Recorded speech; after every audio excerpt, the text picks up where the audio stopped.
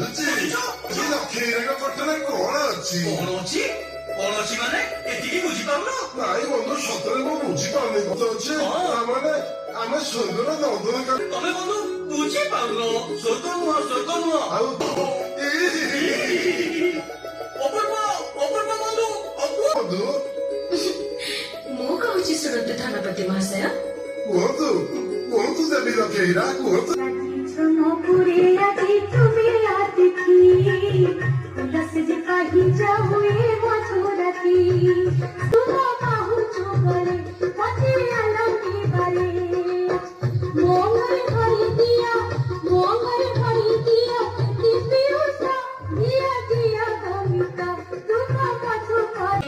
ମୁଁ ସ୍ୱଇଚ୍ଛାରେ ଆପଣଙ୍କୁ ମୋର ସର୍ବସ୍ୱ ଦାନ କରିବି। କଣ ଘୋଳ ବଜଉଛନ୍ତି କି? ନାଇଁ ବନ୍ଧୁ ତାର ପାଉ ନିଶ୍ଚୟ ସଖୀ ଯଦି ଗାଆନ୍ତେ ଆପଣ ଯଦି ଟିକେ ନାଚନ୍ତେ ବେଶ ହବ। ତମେ ଯାଅ ବିଦ୍ୟାପତି। କାନ୍ତି ଦେବୀଙ୍କ ମିଠା ମିଠା ହସରେ ତ ଅମୃତ ଭରି ରହିଛି।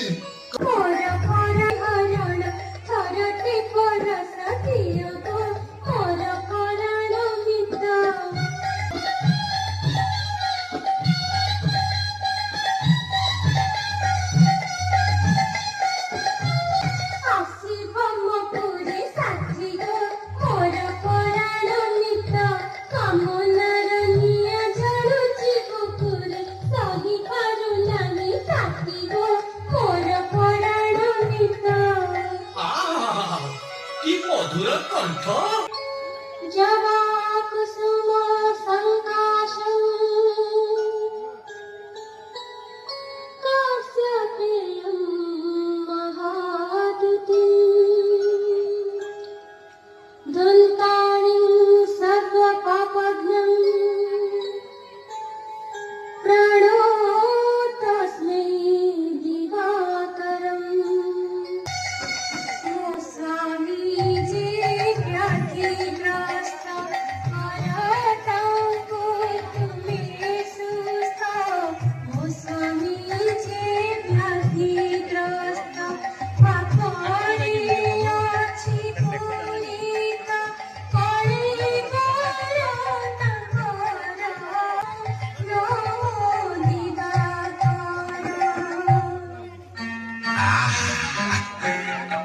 কি রূপ কি সৌন্দর্য।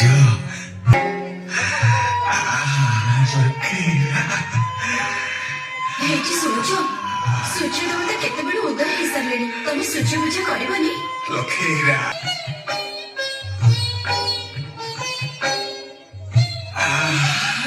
কি অনুপମ ସୌନ୍ଦର୍ଯ୍ୟରେ ଗଢ଼ା ତମ ଦେହ। ପଚାରୁଛି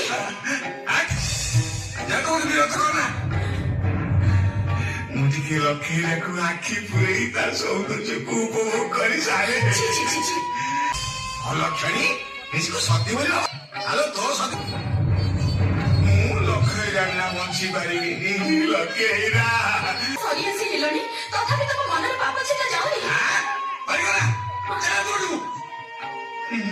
କୁଷ୍ଠ ବ୍ୟାଧିଗ୍ରସ୍ତ ଲୋକେ ମତେ ଦେଖିଲେ ଘୃଣା କରନ୍ତି। ହେଲେ ମୁଁ ଲକ୍ଷ୍ମୀରାକୁ ଭୁଲି ପାରିବିନି। ହଉ ଏଥର ନିତ୍ୟକର୍ମ ଶେଷ କର। ମୁଁ ଖାଇବାକୁ ଆଣୁଛି। ମୁଁ କିଛି ଖାଇବିନି। ମୋ ଆଗରେ ଠିଆ ହନା କହୁଛି। ମତେ ବିରକ୍ତ କରନା। ମୁଁ ତ ମୁହଁ ଦେଖିବାକୁ ଚାହୁଁନି। ମୋ ଝିଅ କଥା ତୋର ଚିନ୍ତା କରିବା ଦରକାର ନାହିଁ। କଣ କହିଲ? ତମେ ପରା ମୋ ସ୍ୱାମୀ, ମୋର ଇହକାଳ ପରକାଳର ଦେବତା। ତମ କଥା ମୁଁ ଚିନ୍ତା କରିବିନି ତ ଆଉ କିଏ କରିବ? ଶୁଣିବୁ ସିଏ କିଏ? କହୁନ କୁହ। ଲକ୍ଷ୍ମୀରା ଲକ୍ଷ୍ମୀରା ସେଇ ଲକ୍ଷ୍ମୀରା ଗୋଟେ ବାରଙ୍ଗନା ବେଶ୍ୟା। ସେ ତମର ଏତେ ନିଜ ହେଇଗଲା। ତୁମ ପାଦ ତଳେ ପଡ଼ି ମିନତି କରୁଛି। ଏ ପାପ ଚିନ୍ତା କରନି। ଗୋଟେ ବାର ନାରୀ ପାଇଁ ତମ ସ୍ତ୍ରୀକୁ ଆଉ ତୁଚ୍ଛ କରନି।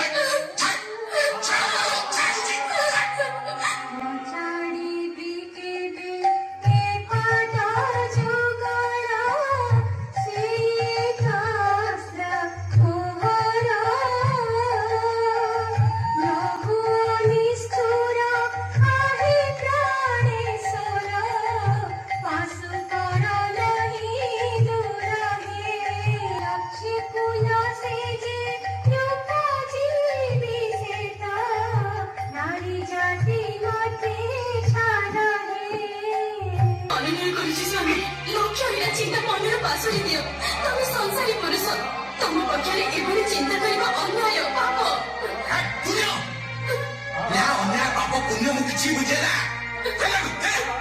ତମେ ତାହେଲେ କିଛି କହିବନି? ନା ତୋ ହାତରୁ ପାଣି ବି ଛୁଇଁବିନି ଯା ମୁଁ ହଉଛି କୁଷ୍ଠ ରୋଗୀ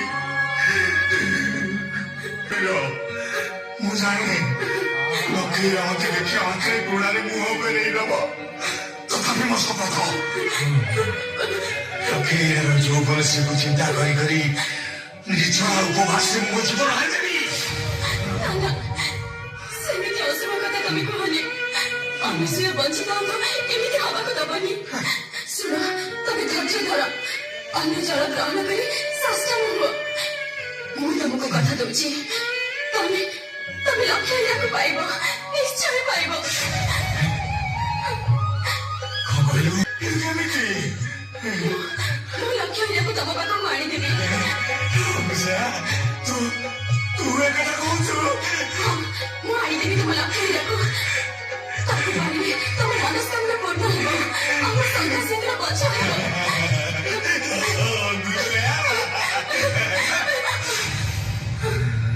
Loquera, loquera, loquera, loquera, loquera, loquera, loquera,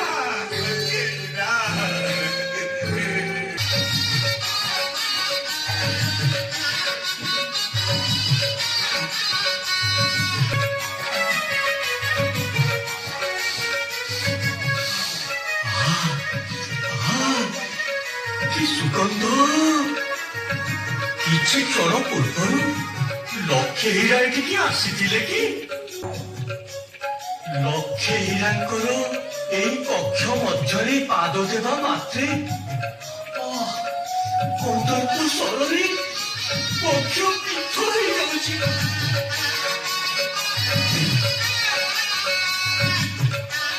କେହି କଣ ଦେଖାଯାଉନାହାନ୍ତି? କାନ୍ତିଦେବୀ କାହିଁ କୋଉଠି ଦୃଶ୍ୟମାନ ହଉନାହାନ୍ତି ତ? ଇଏ ତ ସୁବର୍ଣ୍ଣ ସୁଯୋଗ।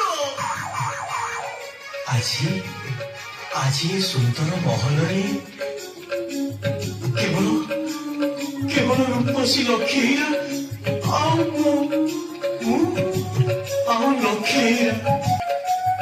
ନା ଏପରି ସୁଯୋଗ ଆଉ ହୁଏତ ଆସିନପାରେ।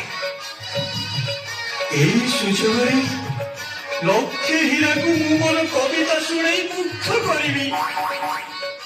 ମୋର କବିତା ଶୁଣି ସେ ବିହୋର ହୋଇ କହିବେ, ବାଃ ବିଦ୍ୟାପତି, ତୁମର ପାଣ୍ଡିତ୍ୟ ନିକଟରେ ମୁଁ ହାର ମାନିଛି।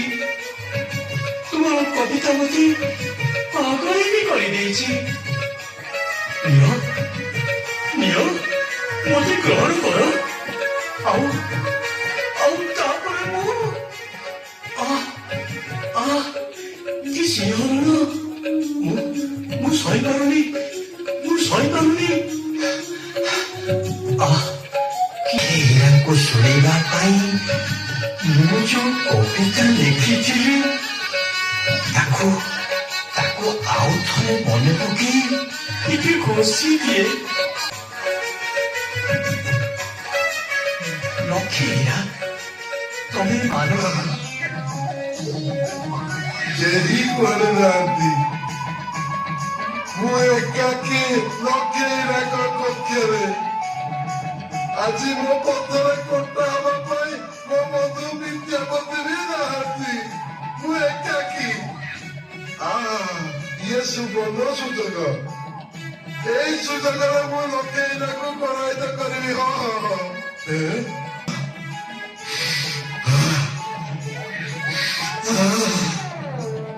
ଏହି ଆସନରେ ଲକ୍ଷ୍ମୀ ହୀରା ବସୁଥିଲେ। ତାଙ୍କ ଶରୀରର ସୁଗନ୍ଧ ଏଇ ତାନପୁରା, ଏଇ ତାର ଲକ୍ଷ୍ମୀ ହୀରାଙ୍କର ଚମ୍ପା କୋଳିଆ ଆଙ୍ଗୁଳିରେ ଆକୁ ସ୍ପର୍ଶ କରିଥିଲା। ଆକୁ ଧରିଲା ମାତ୍ର ମୋ ଦେହରେ ଶିହରଣ ଖେଳି ଯାଉଛି। ନାଇଁ ଆଉ ସମ୍ଭାଳି ହଉନି ନା। এই ସୁବର୍ଣ୍ଣ ସୁଯୋଗକୁ ମୁଁ ଜମା ହାତଛଡ଼ା କରିବି ନାହିଁ। ଲକ୍ଷ୍ମୀ ହୀରାଙ୍କର ଗୋଟିଏ ରାତିର ମୂଲ୍ୟ ହେଲା 1,00,000 ସ୍ୱର୍ଣ୍ଣ ମୁଦ୍ରା। ମୁଁ ଆହୁରି ଅଧିକା 500 ସ୍ୱର୍ଣ୍ଣ ମୁଦ୍ରା ଦେବି ଏତେ କରିବି ହଁ ସିଏ ଆଉ କାହାର ହେବେନି ସିଏ କେବଳ ମୋର ହେବେ ମୋର ହଁ ଧନପତି ମହାଶୟ କଣ ଏଠି ଇଏ ପୁଣି କେତେବେଳେ ବିଦ୍ୟାପତି ମହାଶୟ କଣ ଏଠି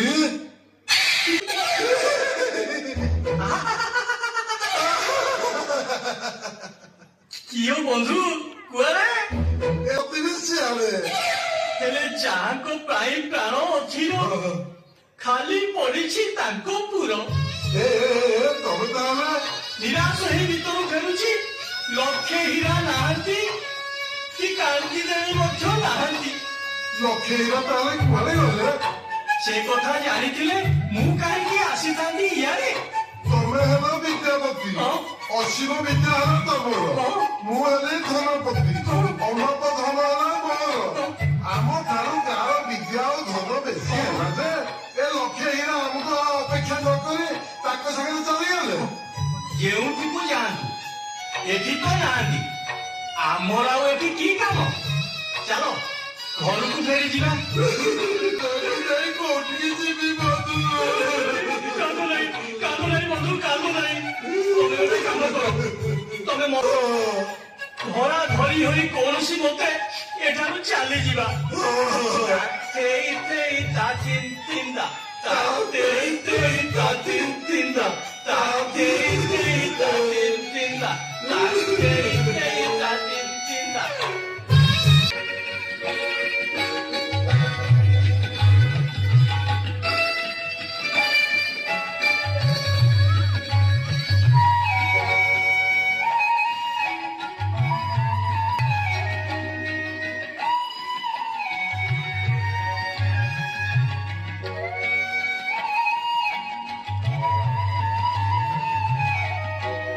ସଖୀ କଣ ହେଲା କାନ୍ତି ଏତେ ସକାଳୁ ମତେ ଡାକୁଛୁ ଯେ ଆଜି ବି ସେ ଆସି ତମ ଦାଣ୍ଡ ଦ୍ୱାର ଝାଡୁରେ ସଫା କରୁଛି କଣ କହିଲୁ ଆଜି ବି ସେ ଆସିଛି ଚାଲ ଦେଖିବା ଚାଲ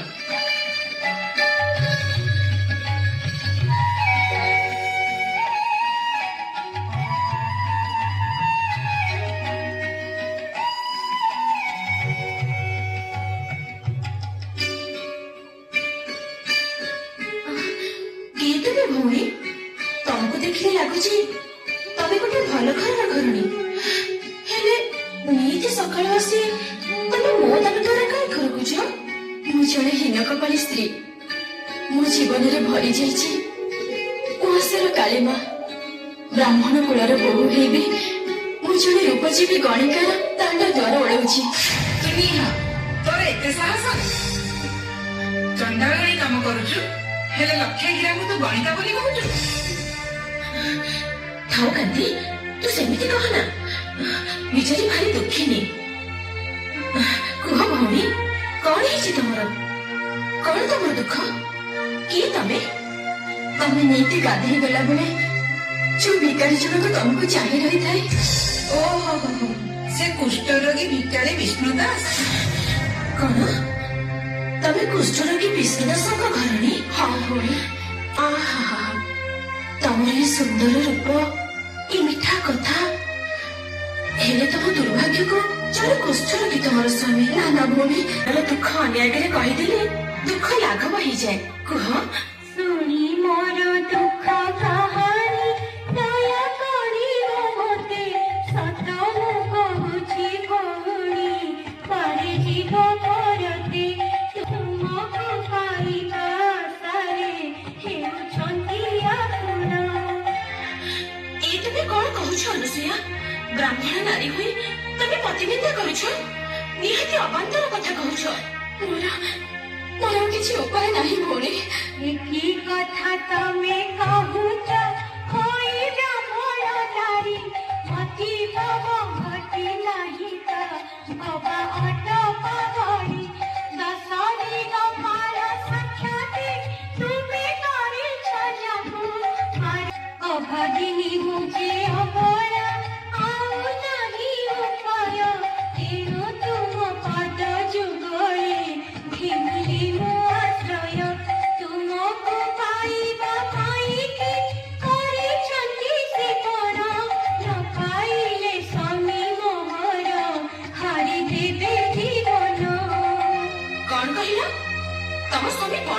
कहते तमें जाई ताको कहि दियो भौणी लक्ष्य हीरा को पाइबार आशा से परित्याग कर दियंतु मनी तमें तुमको राजी करिबार संकल्प नहीं मो धाई आसी देबी मते दया करो तुमको न पाइले जे मो स्वामी भूख उपास रे अखरे मरी जिवे गोटे राति तुम रंगशाला रे नाच गीत नहे तमर किछि क्षति होबनी किंतु तमे मो स्वामी को आशा पूर्ण न करे मो हाथरू काच भांगी जीव मो हाथरू सिंदूर लिपि जीव मो तम पाखरे नेहुरा होई जीव मते दया करो मते कांदवा दरकार नहीं भौणी तमे तम निज इच्छा रे आसी मोर सेवा करिछो सेथिबाई तुमको अनेक अनेक धन्यवाद हेले मु जहा कहूची तमे सैया करो बुझाई कहि दियो लक्ष्य हीरा को पाइबार योग्यता ताकर नाही बस ए मोर शेष कथा नाना भौणी तमे मते निराश करी फेरी दियोनी कहबो तो मु तमर आहुरी सेवा करिबी तमर ऐठा बासन धोइबी तमर मालटे रुका सफा करिबी अनसुया मु सत कहूची भौणी तमे जदि मते निराश करो ताहले एही तम दुआरे मुंड पिटी पिटी जीवन हारी देबी अरे ये कोन करछ अनसुया उठ तमे बेस तमे जे तम स्वामी को कहि दियो आज राति रे से मोर अतिथि हेबे तमे महान तमे सतरे महान लक्ष्मीरा जाओ भौणी तमे तम स्वामी को जाई ए सुसंवादटी जणाई दियो जाउची भौणी जाउची सखी सतरे कौन आज राति तमें विष्णु दास को अतिथि रूपे ग्रहण कर कांति आज हूँ मो जीवन परीक्षार दिन देखा जाओ आज मु मो परीक्षा उत्तीर्ण होउची ना नहीं କୁହନ୍ତୁ ବନ୍ଧୁ ଧନପତି ମହାଶୟ ଆଜି ଦେବୀ ଆସିବାର ଏତେ ବିଳମ୍ବ କାହିଁ ଘଟୁଛି ଆସିବେ ଟିକେ ଧୈର୍ଯ୍ୟ ଧରନ୍ତୁ ଆସିବେ କେତେବେଳେ କଣ କାହିଁ କାହିଁ ଗୀତର ପଟରୁ ନୁପୁରର ରୁଣୁଝୁଣୁ ଶବ୍ଦ ଶୁଣାଯାଉଛି ଶୁଭା ଯାଉଛି ସିନା ହେଲେ ଚରଣ ଦର୍ଶନ ହେଇପାରୁନି ଠିକ କଥା କହିଛ ତାହେଲେ କଣ କରିବା ଧନପତି ମହାଶୟ ଗୀତ ଗୀତଟିଏ ଗାଇ ଦେବୀକି ଡକେଇ ଆଣିବା ଗୀତ ତମେ ଗାଇବ ଧନପତି ମହାଶୟ ଗାଇ ପାରିବ ତ କାହିଁକି ମୁଁ କଣ ଗାଇ ପାରିବିନି କି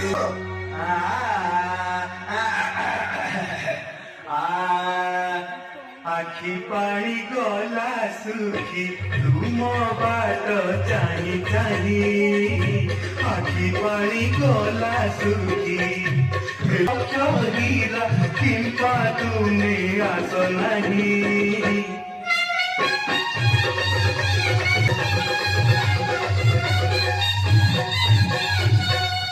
आस उठी से जो तोली राजू की कहानी मिली आस उठी से जो तो ଆସନ୍ତୁ ଦେବୀ ଡକେଇ ଆସନ୍ତୁ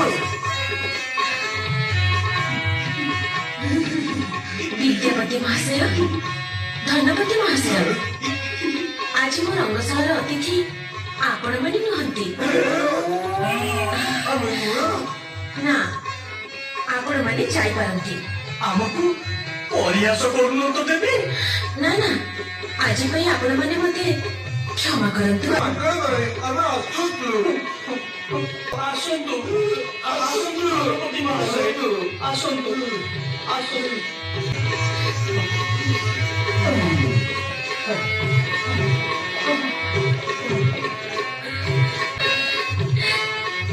कांति कांति कौन है सखी तू जा विष्णु दास को कह से मो शयन कक्ष को आसबे आ अनसुया को कह से मो विश्रामागार रे अपेक्षा करिवे हाँ सखी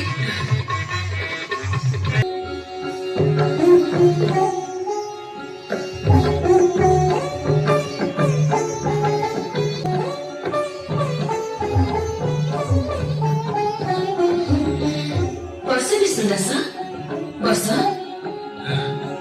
ମୁଁ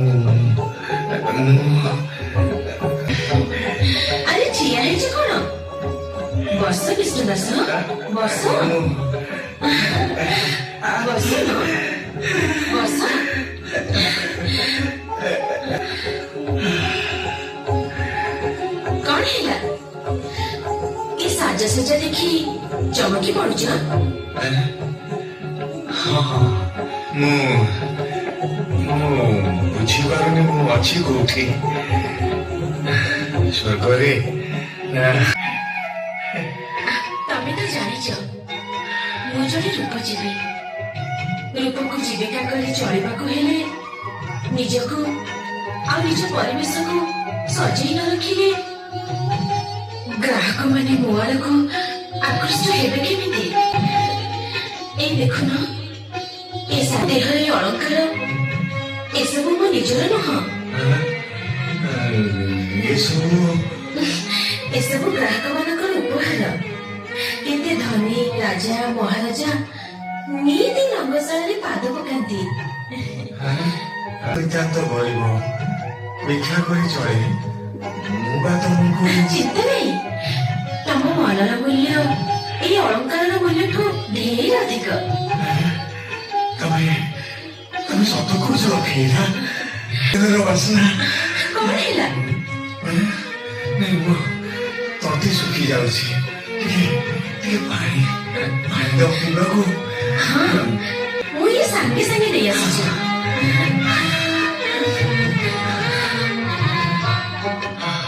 ମୁଁ ଭାବୁଥିଲି ଲକ୍ଷ୍ମୀର ରୂପସୀ ସୁନ୍ଦରୀ, ହେଲେ ଏଠି ସେ ଦେଖୁଛି ସେ ତ ମହାପ୍ରଥମର ଅଧିକାରିଣୀ।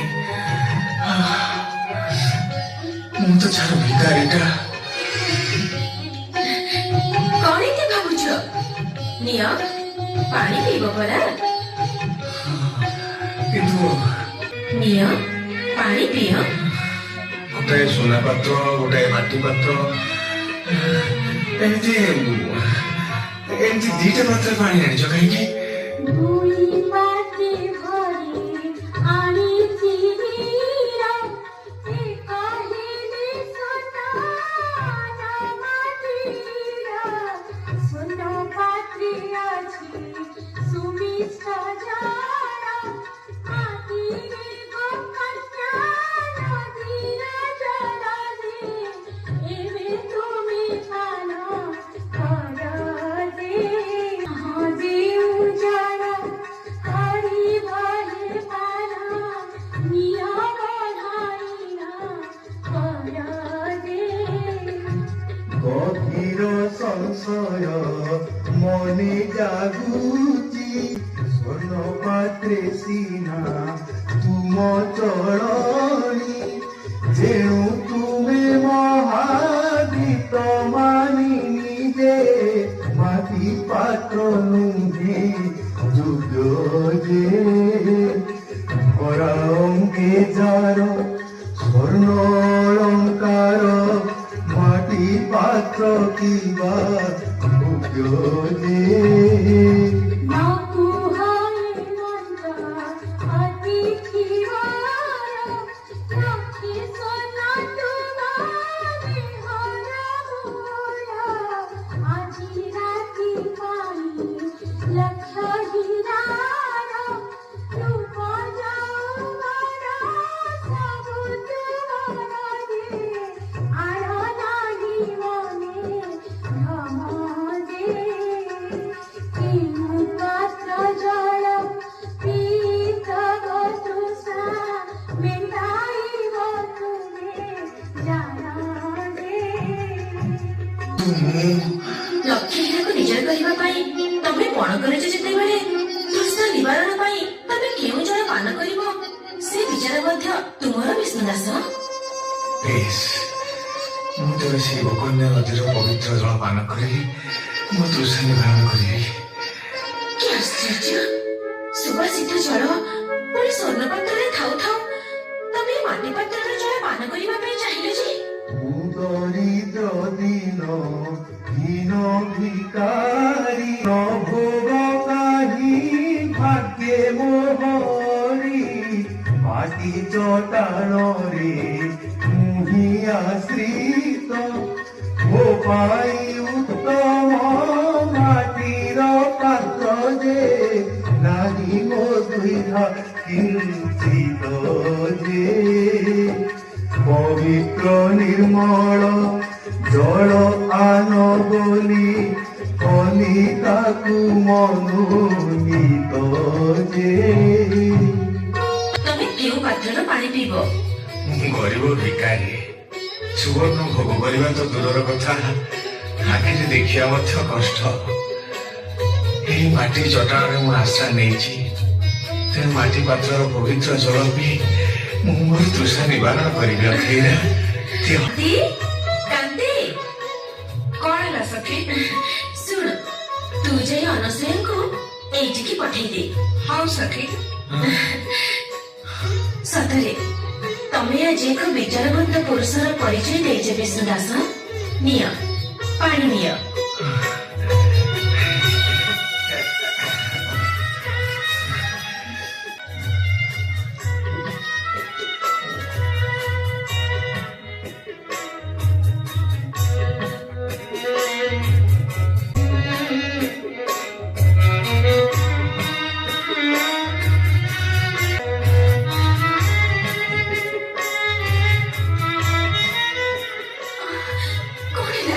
କଣ ହେଲା ଭଉଣୀ? ତମ ସ୍ୱାମୀ ଆଜି ତାଙ୍କ ନିଷ୍ପତ୍ତିର କଥା ମତେ ଶୁଣେଇ ଦେଇଛନ୍ତି। ରତ୍ନ ଅଳଙ୍କାର ମଣ୍ଡିତ ରଙ୍ଗଶାଳାର ନୃତ୍ୟଜୀବୀ ନର୍ତ୍ତକୀ ମୁଁ, ଠିକ୍ ସ୍ୱର୍ଣ୍ଣପାତ୍ରର ଜଳ ପରି ସୁବାସିତ ସୁମିଷ୍ଟ। କିନ୍ତୁ ତୁମର ପତିବ୍ରତ ସ୍ତ୍ରୀ ଅନସୂୟା ଆଭରଣହୀନ, ଅଙ୍ଗବାସ ତାର ମଳିନ ହେଲେ ବି ମାଟି ପାତ୍ରର ଗୋପନ୍ୟ ନଦୀ ଜଳ ପରି ସେ ପବିତ୍ର ଆଉ ନିର୍ମଳ। ମାଟି ପାତ୍ରର ନିର୍ମଳ ଜଳ ପିଇ ତମେ ଯେମିତି ତମ ତୃଷ୍ଣା ନିବାରଣ କଲ, ପବିତ୍ର ସତୀ ସ୍ତ୍ରୀ ଅନସୂୟାଙ୍କୁ ପାଇ ତମେ ମଧ୍ୟ ଧନ୍ୟ ହେଇଗଲ ବିଷ୍ଣୁ ଦାସ। କୁହ, ଏହା ପରେ ମଧ୍ୟ ତମେ କଣ ସୁବର୍ଣ୍ଣ ପାତ୍ରର ଲାଳସାରେ? ନା ନା ନା ନା, ମତେ ମତେ କ୍ଷମା କରିଦିଅ ଦେବୀ, ମତେ କ୍ଷମା କରିଦିଅ। ତମେ ଆଜି ମୋ ଆଖିରୁ ପର୍ବ କାଢି ନେଇଛ। ଅନସୂୟା, କଣ ଭଉଣୀ, ତମ ସ୍ୱାମୀ ତାଙ୍କ ଭୁଲ ବୁଝିପାରିଛନ୍ତି। ସେ ମତେ ନୁହେଁ, ତମକୁ ଚାହାନ୍ତି। ତମ ସତୀତ୍ୱକୁ ସେ ମହତ୍ଵ ଦିଅନ୍ତି। ଅନୁସୂୟା, ମତେ ତମେ କ୍ଷମା କର। ଚାଲ ଚାଲ ଆମେ ଫେରିଯିବା ଆମର ସେ ମାଟି ପଡ଼ିଆକୁ। ତମେ ସତ କହୁଛ, ସତ କହୁଛ ତମେ? ଭଉଣୀ, ତମକୁ ଯେ କେମିତି ଧନ୍ୟବାଦ ଜଣାଇବି ମୁଁ ବୁଝିପାରୁନି। ଛି, ଇଏ କଣ କହୁଛ? ଭାବିଲେ ଇଏ ଥିଲା ଜଣେ ଭଉଣୀର ଅନ୍ୟ ଜଣେ ଭଉଣୀ ପାଇଁ କର୍ତ୍ତବ୍ୟ। ବାସ୍ତବିକ ମାନବୀ ରୂପରେ ତମେ ଦେବୀ ଲକ୍ଷ୍ୟହୀରା। ତମ ଉପକାରର ଋଣ ମୁଁ ଜନ୍ମ ଜନ୍ମାନ୍ତରରେ ଶୁଝି ପାରିବିନି ଭଉଣୀ। ये कहे तुम्हें आता करती तुम समुदारी जगते दीवाना मुझ तुम्हें दिखा हरा घर पूरी रहला खर्चा संघा भाग्य बड़े सारी आदरी मोते हुअन्तु से सर्वा हरा घर पूरी देवी तुम्हें लक्ष्य हीरा। ଏଥର ତମେ ଯାଅ, ସ୍ୱାମୀଙ୍କ ସହିତ ସୁଖରେ ସଂସାର କରିବ। ଭଗବାନ ତମର ନିଶ୍ଚୟ ସହାୟ ହେବେ। ତମ ସ୍ୱାମୀ ଅଚିରେ ରୋଗମୁକ୍ତ ହେବେ। ଯାଅ ଭଉଣୀ।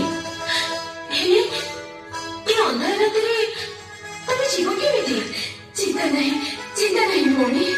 ଆଜି ମୋ ଜୀବନ ଆକାଶରେ ମୁଁ ନେଇ ଚନ୍ଦ୍ରର ଶୀତଳ ଆଲୁଅ ଧରି ଦେଇଛ। ମୁଁ ଠିକ ଚାଲି ଯାଇପାରିବି। ଯାଉଛି ଭଉଣୀ ଲକ୍ଷ୍ୟ, ଯାଉଛି। ଚାଲ। ସଖୀ ସଖୀ, ରାତି ଅଧଟାରେ ସେମାନେ ଚାଲିଗଲେ ଯେ? ଅନସୂୟା ଆଜି ତାର ହଜିଲା ଧନ ପାଇଛି। ଭଗବାନ ତାକୁ ସହାୟ ହୁଅନ୍ତି। କିନ୍ତୁ ତୁ ବୁଝିପାରିବୁନି କାନ୍ତି, ବିଷ୍ଣୁ ଦାସର ପରିବର୍ତ୍ତନରେ ମୁଁ ଯେ କେତେ ଖୁସି, ତାହା ମୋ ଛଡ଼ା ଆଉ କେହି କଳନା କରିପାରିବେନି। ମୋ ଲକ୍ଷ୍ୟ ଆଜି ପୂରଣ ହେଇଛି, ସେଇଥିରେ ହିଁ ମୋ ତୃପ୍ତି। কি কষ্ট, কি যন্ত্রণা! ও রাত্রিরে অন্ধকার ভিতরে চোরମାନେ রাজ সম্পত্তি লুটি নেই চালিগলে। ମୁଁ ନିରୀହ ଋଷି ଗଛ ମୂଳେ ବସି ତପ ସାଧନା କରୁଥିଲି। ମତେ ରାଜ କର୍ମଚାରୀ ମାନେ ବାନ୍ଧି ନେଇ ରାଜାଙ୍କ ନିର୍ଦ୍ଦେଶରେ ମତେ ଶୂଳି ଦଣ୍ଡରେ ଦଣ୍ଡିତ କଲେ। ମୁଁ ଶୂଳିର ଯନ୍ତ୍ରଣା ଆଉ ସହ୍ୟ କରିପାରୁନି।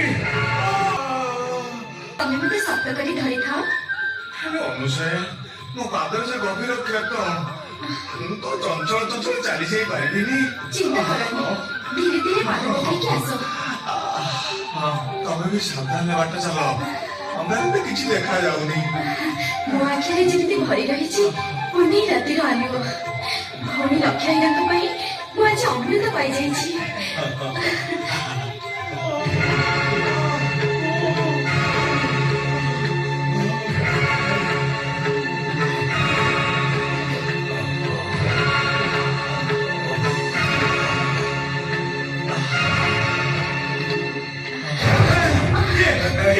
କିଏ ମତେ ବନ୍ଧା କରିଦେଲା?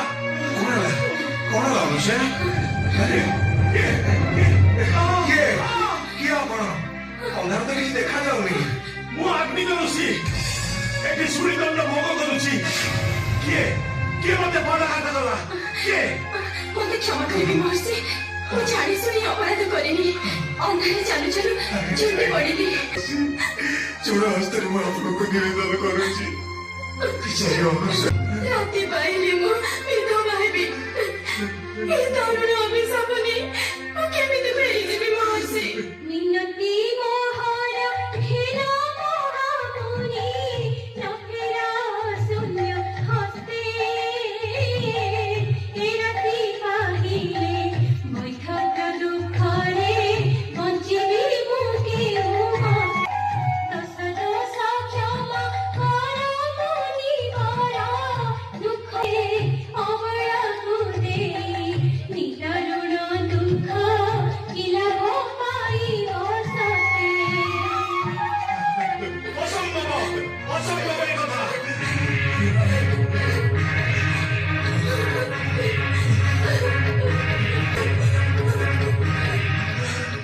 ଦେବତାଙ୍କୁ ସାକ୍ଷୀ ରଖି କହୁଛି ମୁନିବର, ମୁଁ ଜାଣି ଶୁଣି କିଛି ଭୁଲ କରିନି। ମତେ ଏତେ ବଡ ଶାସ୍ତି ଦିଅନ୍ତୁନି। ଆପଣ ଏ ଅଭିଶାପ ଫେରେଇ ନିଅନ୍ତୁ। সকল দেবতা নর বাকি নর করিলে হে মতে অনুরোধ কেবে অভিশাপ মর নেবি মুহি নিশ্চয় প্রতিশোধ।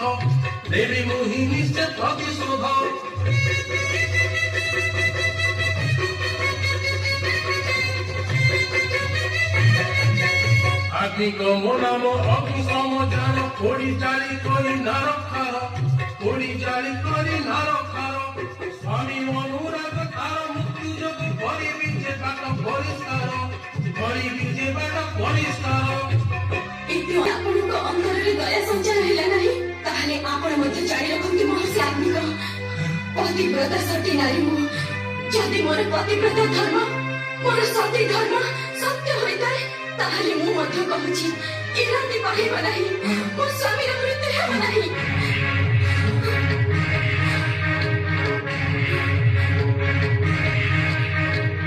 କଣ କହିଲୁ ନିର୍ବୋଧ ନାରୀ? ଏ ରାତି ପାଇବ ନାହିଁ? ନା, ଏ ରାତି ପାହିବ ନାହିଁ। ସବୁ ଦେବା ଦେବୀ ଚରଣ କରୁଛି ଏହି ମିନତି।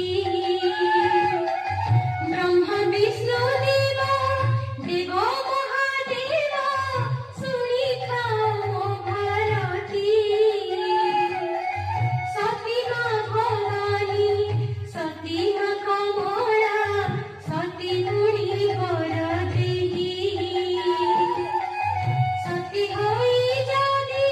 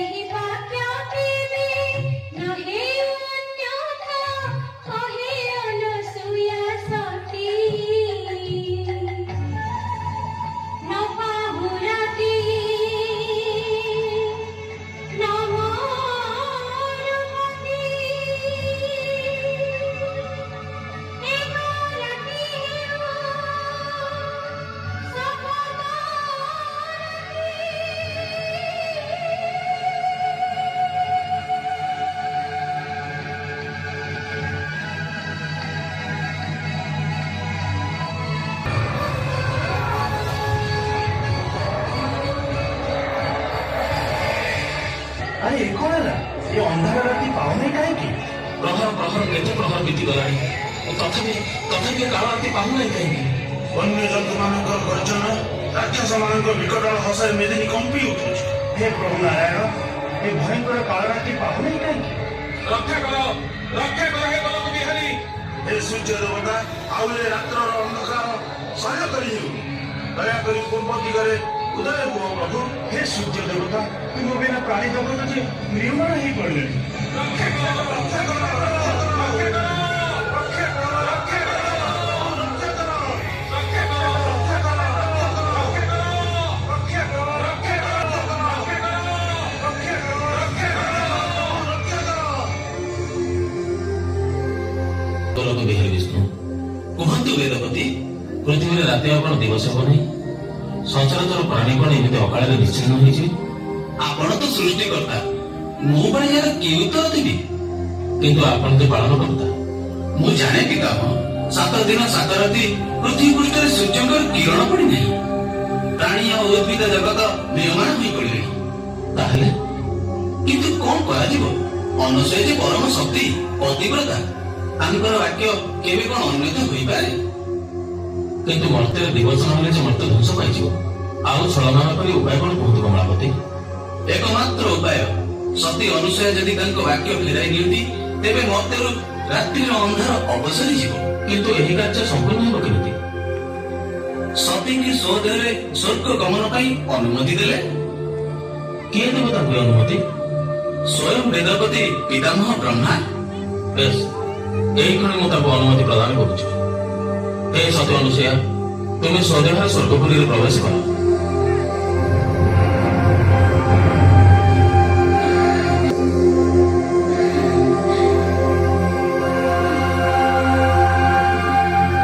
ହେ ଗୋଲକ ବିହାରୀ, ଆପଣଙ୍କ ଅନୁକମ୍ପା ହେତୁ ମୁଁ ସ୍ୱଦେହରେ ସ୍ୱର୍ଗପୁରୀକୁ ଆସିବାର ସୁଯୋଗ ପାଇଲି। ଅନସୂୟା, ତମକୁ ମୋର ଅନୁରୋଧ ରକ୍ଷା କରିବାକୁ ପଡ଼ିବ। ସ୍ୱୟଂ କମଳାକାନ୍ତ ବିଷ୍ଣୁ ଆପଣ ଆଦେଶ କରନ୍ତୁ। ଏ ଦିନହୀନ ଦାସୀ ଆପଣଙ୍କର କି ସେବା କରିପାରେ? ମର୍ତ୍ତ୍ୟରେ 7 ଦିନ 7 ରାତି ଉଆଁସ ଅନ୍ଧକାର ହୋଇ ରହିଛି। ସେଇ ରାତ୍ରିର ପ୍ରଭାତ ହେବ କେବଳ ତୁମେ ଯଦି ତୁମର ବାକ୍ୟ ଫେରାଇ ନେବ। ତା ନହେଲେ ସଚରାଚର ପ୍ରାଣୀ ସମୂଳେ ଧ୍ୱଂସ ପାଇବେ। କଣ ମୋ ଅନୁରୋଧ ରଖିବନି? ହଁ, ରଖିବି। କିନ୍ତୁ ମୋ ସ୍ୱାମୀଙ୍କୁ ବଞ୍ଚିବା ପାଇଁ ମୁଁ କାୟ ମନ ବାକ୍ୟରେ ମର୍ତ୍ତ୍ୟରୁ ରାତି ନ ପାହୁ ବୋଲି ଉଚ୍ଚାରଣ କରିଥିଲି। ଆଉ ତୁମରି ବାକ୍ୟ ହେତୁ 1 ରାତି 7 ରାତି ହେଲା। ପୁଣି ଶକ୍ତିଭେଦର ଆହତ ଲକ୍ଷ୍ମଣକୁ ବଞ୍ଚିବା ପାଇଁ ମାରୁତିଙ୍କର ପ୍ରଚେଷ୍ଟା ମଧ୍ୟ ଫଳପ୍ରଦ ହେଲା। ସେ ଗନ୍ଧମାର୍ଦ୍ଦନ ପର୍ବତକୁ ଉତ୍ପାଟନ କରି ଆଣିଲେ। ଆଉ ବିଶଲ୍ୟକରଣୀ ପ୍ରଲେପରେ ତାଙ୍କର କ୍ଷତର ଉପଶମ ହେଲା। ଏବେ ଜଗତର ହିତ ପାଇଁ ମୁଁ ମୋ ନିଜ ସ୍ୱାର୍ଥକୁ ଜଳାଞ୍ଜଳି ଦେଉଛି। ମୁଁ ମୋ ବାକ୍ୟ ଫେରେଇ ନେଉଛି। ଏଇ ମୁହୂର୍ତ୍ତରେ ମର୍ତ୍ତ୍ୟରେ ରାତି ପାହିଯାଉ।